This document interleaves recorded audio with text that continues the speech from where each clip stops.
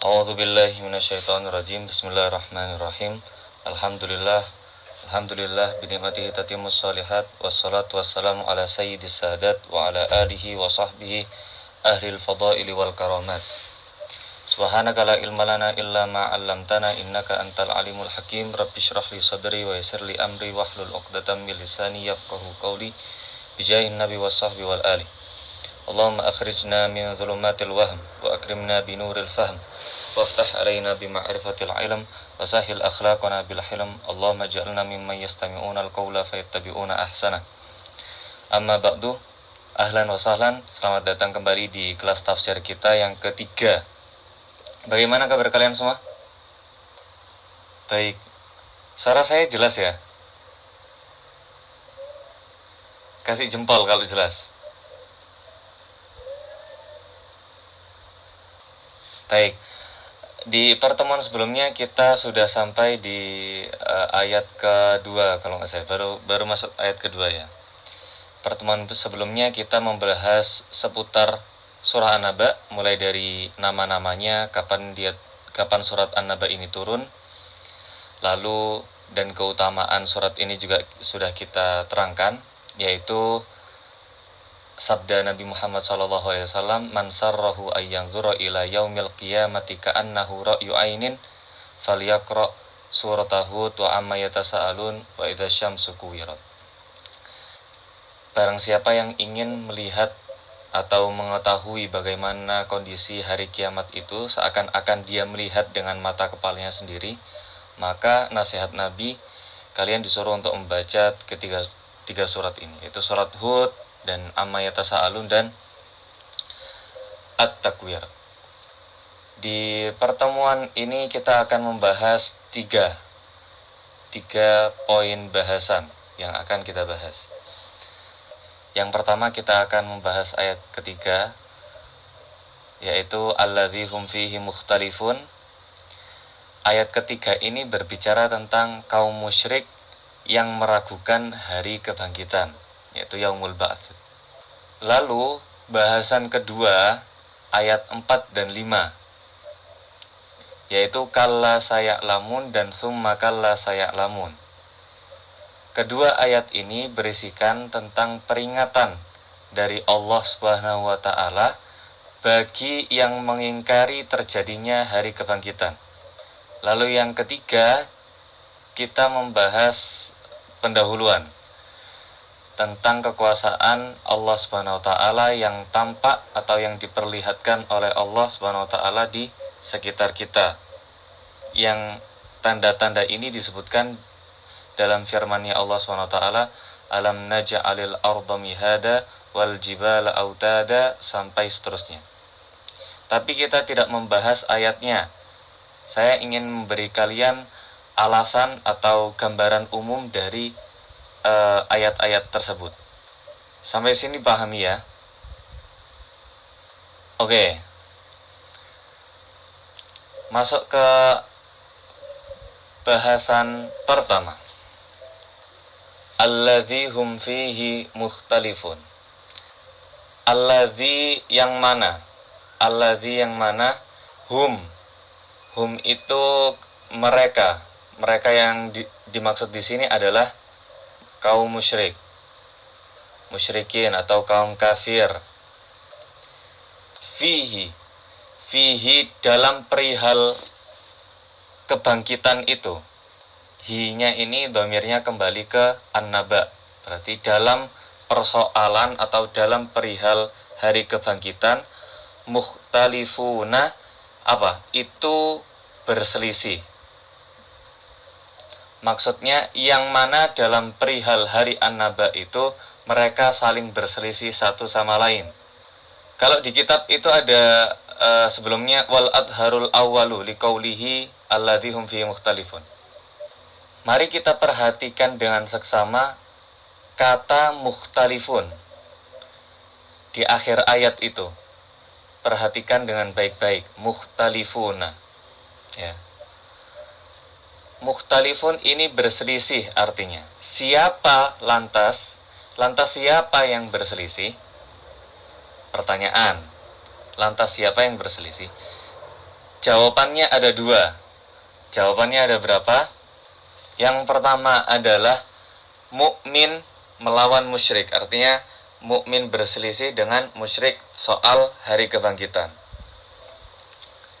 Kalau yang mukmin itu percaya akan terjadinya hari kebangkitan, sedangkan yang musyrik atau kafir tidak percaya akan terjadinya hari kebangkitan. Jelas? Lalu yang kedua, musyrik saja. Jadi kaum kafir itu saling berselisih satu sama lain. Lihat di kitab kalian. Qala asy-syaikhu qauluhu allazi hum fihi mukhtalifun, atau li qaulihi allazi hum fihi mukhtalifun. Sudah kalian ketahui makna allazi hum fihi mukhtalifun ini? Yakni yaitu annasu fihi, annasu manusia, fihi dalam persoalan hari kebangkitan itu ala qaulaini, terbagi menjadi dua pendapat atau terbagi menjadi dua keyakinan. Mukminun bihi, kelompok pertama beriman, mukminun bihi, beriman, wa kafirun, dan mengkafiri, artinya tidak percaya. Ini merupakan satu dari dua penafsiran ayat allazi hum fihi mukhtalifun. Jadi, dengan penafsiran yang pertama ini, yang berselisih adalah orang mukmin dan orang kafir. Ada faidah yang saya terima dari guru kita, yaitu Syekh Yasir Mursi, mengatakan, walau ja'altad dhamirah lil musyrikina fakhtilafuhum baina munkirin wasyakin. Bahwasannya yang berselisih adalah orang musyrik sendiri, artinya mereka saling berselisih satu sama lain. Dari kalangan kaum musyrik, ada sekelompok yang dia ragu. Hal ini mungkin terjadi dan mungkin tidak terjadi. Ragu, tidak yakin. Ada yang tidak percaya secara keseluruhan. Sama sekali nggak percaya. Nggak mungkin ada hari kebangkitan, itu nggak mungkin. Bagaimana bisa manusia yang sudah hancur menjadi tulang belulang, yang sudah dimakan oleh serangga-serangga, diciptakan, dibangkitkan kembali? Mereka tidak percaya. Secara keseluruhan mereka menolak pemikiran seperti itu. Konsep hari kebangkitan dalam akal mereka tidak mungkin, mustahil. Bagaimana bisa berpendapat seperti ini? Itu kita ambil dari dua ayat. Yang pertama ada di surat At-Taghabun, yaitu ayat yang menerangkan kelompok yang mengingkari hari kebangkitan secara keseluruhan.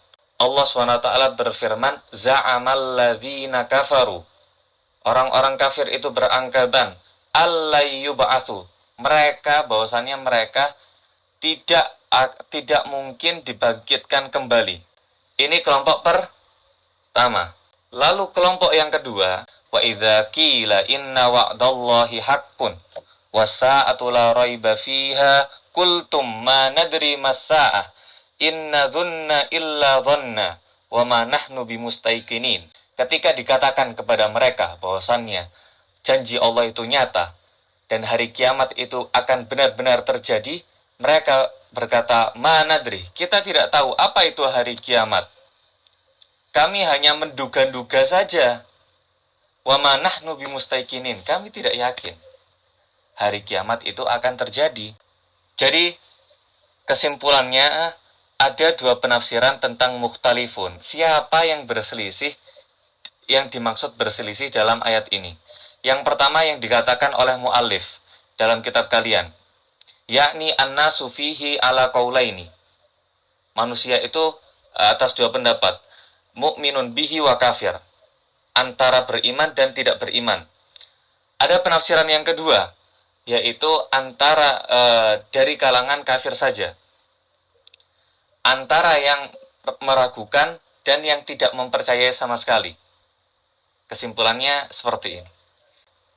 Itu poin pertama yang ingin kita sampaikan di pertemuan kita sekarang. Kita beralih ke poin kedua. Kalla saya'lamun, summa kalla saya'lamun. Berarti sekali-kali tidak. kelak mereka akan mengetahui. Kalla itu artinya sekali-kali tidak. Tidak. Itulah. Summa kalla saya'lamun. Sekali lagi tidak. Kelak mereka akan mengetahui. Qala syaikhu. Dalam kitab kalian ini. Summa. Summa kemudian. Qala ta'ala. Allah SWT berfirman. Mutawa'idan. Seraya memberi ancaman. Limungkiril qiyamati. Bagi orang yang mengingkari hari kiamat. Kalla saya'lamun. Sekali-kali tidak, kelak mereka akan mengetahui. Summa kemudian. Kalla sekali lagi. Tidak. Saya'lamun mereka akan mengetahui. Wahadha dan firman Allah ini. Tahdidun itu teguran. Syadidun yang keras. Wa'idun dan peringatan. Akidun. Sama ini suaranya. Akid itu yang tegas. Peringatan yang tegas atau peringatan yang keras. Jadi dari kedua ayat ini Allah SWT itu ingin memperingatkan kepada orang-orang yang mengingkari terjadinya hari kiamat. Bagaimana bisa kamu tidak mempercayai hari kiamat? Wong itu sudah jelas-jelas pasti terjadi, sebagaimana firman-firmanku dan sebagaimana akal kita menerima konsep hari kiamat itu. Mari kita perhatikan lafadz tahdidun, syadidun, wawa'idun, akidun. Kita merasuki pemikirannya Syekh Ahmad Syakir, si pengarang kitab ini ya. Jadi kata kalla. Kalau kalian mengatakan kata kalla dalam bahasa Arab, maknanya adalah teguran atau pencegahan. Semisal, ada temanmu berkata, saya ingin keluar malam ini, mahmakanal amru. Saya ingin keluar malam ini juga, apapun yang akan terjadi. Pokoknya saya pengen keluar. Terus kalian menegur. Kalian gunakan kata kalla. Kalla. Tidak. Jangan sekali-kali atau keluar dari pondok atau keluar dari rumah. Karena mungkin kalian menyadari kalau malam itu potensi kejahatan lebih besar. Nanti kalian bisa dibegal atau dicopet atau bagaimana. Walhasil kalian menyarankan teman kalian untuk tidak. Kalla. Kalian gunakan kata kalla. Apabila kita kiaskan ya, apabila kita analogikan seperti itu, maka dalam ayat ini maksudnya adalah tidak semestinya ya. Tidak semestinya hal semacam ini masih dipertanyakan. Tidak seyogianya kalian itu memperdebatkan hal-hal yang sudah jelas. Urusan kiamat itu sudah pasti terjadi. Hari kebangkitan itu sudah pasti terjadi. Kenapa kamu masih perdebatkan? Terkadang, orang melarang itu karena tahu sebab kenapa dia melarang. Saya ulangi lagi. Kamu kalau melarang temanmu keluar malam tadi, mungkin karena dalam pikiranmu, malam itu penuh kejahatan. Malam itu potensi kejahatannya lebih besar. Begitupun Allah Subhanahu wa taala dalam kasus ini, dalam ayat ini, ya. Orang-orang yang mengingkari hari kiamat, orang-orang yang mengingkari terjadinya hari kebangkitan, itu kemungkinannya ada dua alasan yang umum, ya. Yang pertama karena dia jahil, karena dia tidak tahu. Karena dia karena dia bodoh, tidak tahu. Lalu yang kedua adalah karena dia tidak ingin untuk dihisab. Ini yang sebenarnya ya orang muslim juga banyak yang sifatnya kayak gini. Orang-orang yang sebenarnya dia itu percaya sama hisab, tapi ya kalau bisa nggak usah lah ada hisab gitu, masuk surga semuanya aja gitu. Ada orang yang seperti ini. Saya ulangi lagi. Jadi terhadap hari kiamat kemungkinannya ada dua, ya. Ada orang yang mukmin dan kafir. Orang yang mengingkari umumnya itu alasannya dua. Karena dia jahil ya, tidak tahu, atau karena dia tidak suka untuk dihisab. Yang pertama, yang karena kebodohannya, karena dia tidak tahu konsep kekuasaan Allah Subhanahu wa taala, dia tidak memahami bagaimana bisa tubuh manusia yang sudah tercerai-berai menjadi tulang belulang, dimakan oleh rayap dan lain sebagainya untuk dibangkitkan kembali, itu ba'id, itu tidak masuk akal dalam akal mereka. Ini kan berarti karena kebodohan. Dan Allah SWT akan mendebatkan kelompok yang ini. Nanti akan dibantah.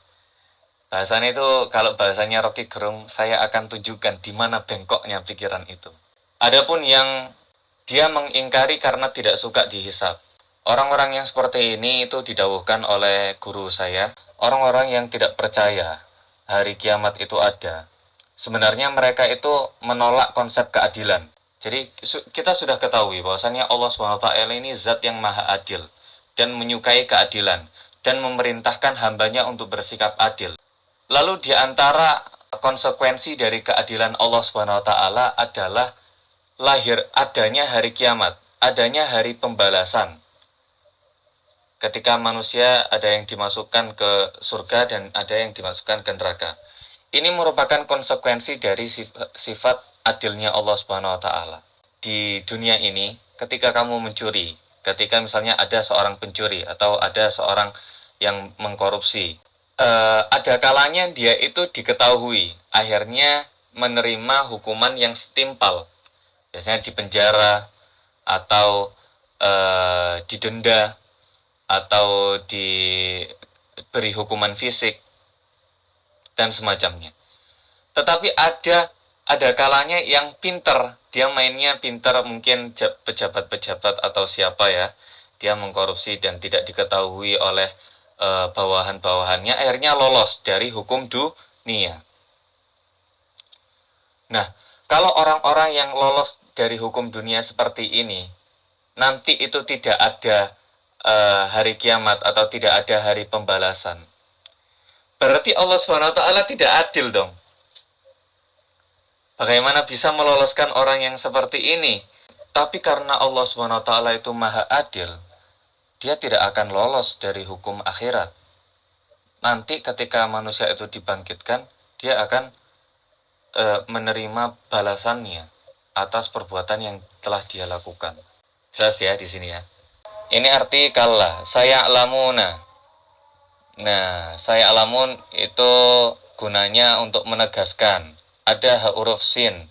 Huruf sinnya itu gunanya untuk menegaskan. Makanya musonif itu mengatakan tahdidun syadid wa wa'idun akid. Itu karena ada huruf sin. Huruf sin itu gunanya untuk menegaskan perkataan dan untuk menyatakan kedekatan. Maka maknanya sungguh mereka akan mengetahui bahwa hari kebangkitan itu benar adanya. Terus diulang lagi, summa kalla saya'lamun.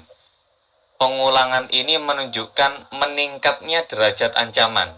Jadi yang pertama itu misalnya ancaman biasa, terus diulangi lagi, summa kalla saya'lamun. Itu berarti ancamannya yang meningkat lagi, sangat mengancam gitu. Saya ingin menjelaskan tentang ini, kedekatan, at-takrib ya. Segala sesuatu yang akan datang itu dekat. Kalian mengenal konsep waktu. Konsep waktu itu ada 3. Ada masa lalu, ada masa kini, ada masa depan. Nah, yang pertama, saya ulangi lagi. Yang pertama dari ketiga itu yang mana? Yang paling benar, yang paling tepat adalah masa depan. Jadi segala sesuatu itu awalnya masa depan semua. Lalu dia menjadi masa kini, lalu dia menjadi masa lalu. Jadi urutannya seperti itu. Makanya orang yang bijak mengatakan masa depan itu sangat dekat dengan kita. Misalnya kematian. Kematian itu sangat dekat dengan kita. Karena kita tidak akan tahu kapan akan kita dimatikan. Yang pasti kita akan mati suatu saat nanti. Makanya menggunakan saya'lamun. Fungsinya adalah takrib. Ala kulli hal fungsinya adalah summa kalla saya'lamun, ini adalah teguran, ancaman dari Allah Subhanahu wa taala kepada orang yang mengingkari terjadinya hari kiamat. Tapi teman-teman, ternyata ada penafsiran lain juga. Yang pertama, pendapat pertama menyatakan bahwasannya kalla saya'lamun yang pertama adalah mereka akan mengetahui di alam kubur. Jadi ada hadis nanti itu orang kafir yang mati di alam kuburnya akan diperlihatkan siksaan nanti di neraka itu bagaimana, dipertontonkan kepada mereka. Siksaan, kepedihan siksaannya Allah Subhanahu wa taala, terus balasan mereka di hari akhir nanti itu seperti apa, dipertontonkan. Jadi mereka akan mengetahui di alam kubur nanti. Lalu peringatan yang kedua, summa kalla saya'lamun, ini ditujukan bahwasannya mereka akan mengetahui nanti ketika dibangkitkan. Pendapat yang kedua, kalla saya'lamun, ini bagi mereka yang meragukan. Wa idza qila anna wa'dallahi haqqun was-sa'atu la raiba fiha qultum ma nadri mas-sa'ah inna dhunna illa dhanna. Yang kedua, ancaman yang kedua itu bagi mereka yang sama sekali tidak mempercayai. Za'amal ladzina kafaru allai yub'atsu. Bagi kelompok yang tidak percaya sama sekali. Jelas ya di sini ya. Kesimpulannya adalah kalla saya'lamun summa kalla saya'lamun menunjukkan ancaman yang tegas dari Allah Subhanahu wa taala bagi kelompok yang mengingkari hari kebangkitan. Nah, sekarang kita masuk ke tanda-tanda kekuasaan Allah. Alam naj'alil arda mihada wal jibala autada wa khalaqnakum azwaja wa ja'alna naumakum subata wa ja'alna al-laila libasa. Setelah disebutkan bahwasannya kaum musyrikin itu berdebat ya tentang perihal hari kiamat ini, Allah Subhanahu wa taala membuktikan kepada mereka kekuasaan-kekuasaan Allah Subhanahu wa taala yang maha dahsyat, yang tidak bisa ditiru oleh satu manusia pun. Disebutkan 9. Mari kita hitung satu-satu. Alam naj'alil arda mihada wal jibala autada wa khalaqnakum azwaja wa ja'alna naumakum subata wa ja'alna al-laila libasa wa ja'alna an-nahara ma'asya wa banayna fawqakum sab'an shidada wa ja'alna sirajan wa haja wa anzalna minal mu'sirati ma'an thajjaja. Jadi totalnya ada 9 tanda kekuasaan Allah Subhanahu wa taala. Qala syaikhu summa syara'a ta'ala. Dalam kitab ini, dalam kitab disebutkan summa syara'a, kemudian Allah Subhanahu wa taala memulai. Ini di kitab ya.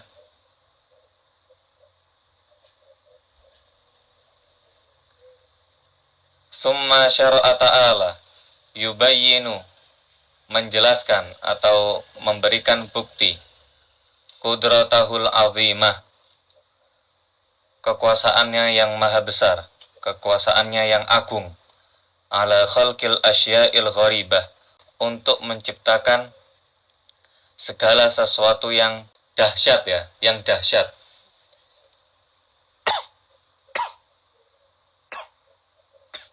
Ala qudratihi wal umuril ajibah, dan perkara-perkara yang menakjubkan. Gunanya apa? Gunanya apa Allah SWT menyebutkan ayat-ayat ini? Adalah ini yang menunjukkan ala qudratihi, yang menunjukkan kekuasaannya, kemampuannya, ala ma yasha'u min amril ma'adi, ala ma yasha'u, atas segala yang ia kehendaki, min amril ma'adi, dari urusan membangkitkan atau mengembalikan, wa ghairihi, dan selainnya.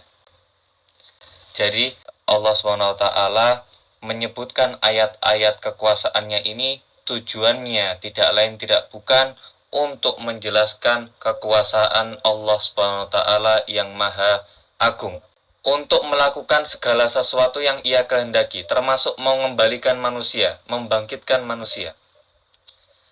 Jadi Allah SWT itu kekuasaannya sangat besar, tampak di sekitar kita. Nah, di sini saya ringkas ada dua tujuan.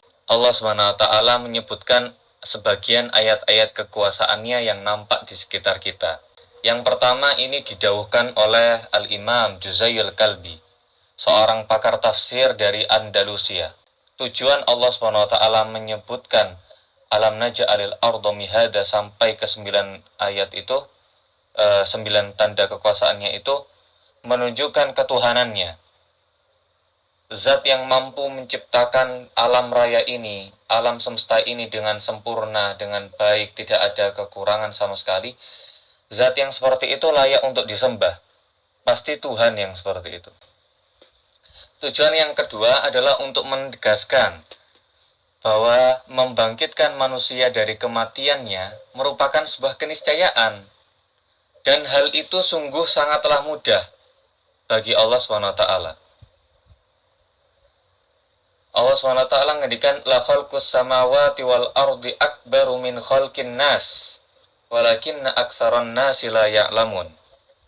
Sungguh menciptakan bumi langit itu lebih besar daripada menciptakan manusia. Ya kan? Kalian lihat sekitar kalian, bumi, langit itu lebih besar daripada kalian. Nah, maka untuk menciptakan manusia atau untuk mengembalikan manusia, yaitu tambah gampang. Wong yang lebih sulit saja Allah SWT bisa, apalagi yang cuma kecil menciptakan atau mengembalikan manusia. Itu ya justru lebih mudah. Terus di ayat lain Allah SWT mengendikan wa huwallazi yabda'ul khalqa tsumma yu'iduh wa huwa ahwanu 'alaihi. Kamu ini diciptakan dari tidak ada. Kamu dulu itu nggak ada. Terus diciptakan oleh Allah SWT jadi ada. Lah, untuk menciptakan yang tidak ada jadi ada saja bisa. Apalagi yang menciptakan yang pernah ada. Dari sini bisa dipahami. Nanti ke-9 ayat itu akan kita bahas di pertemuan selanjutnya. Di sini saya ingin menyimpulkan kenapa Allah SWT menyebutkan ayat tersebut.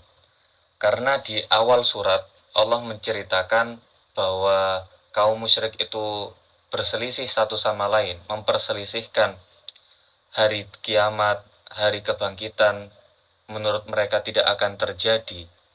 Allah SWT sudah memberikan ancaman, kalla saya'lamun.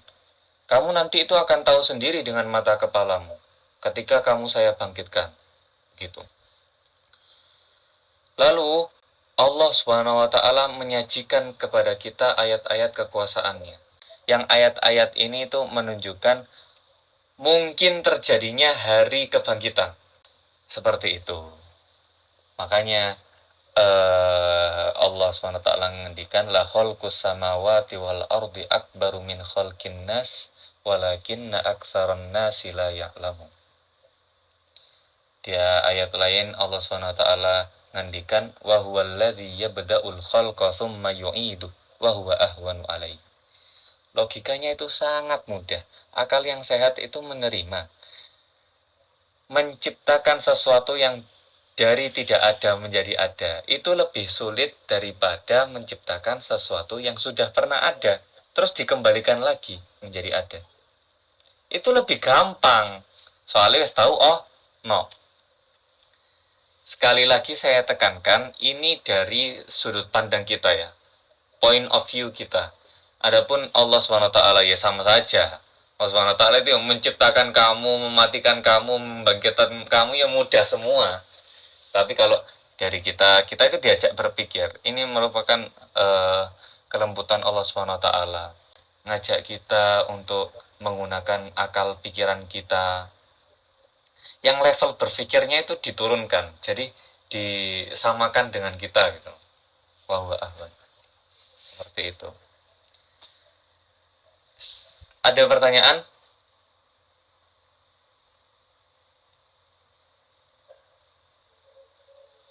Jelas nggih?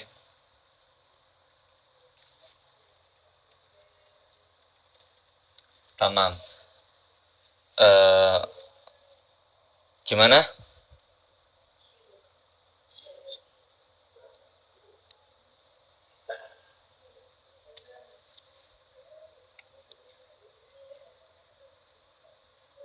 Oke.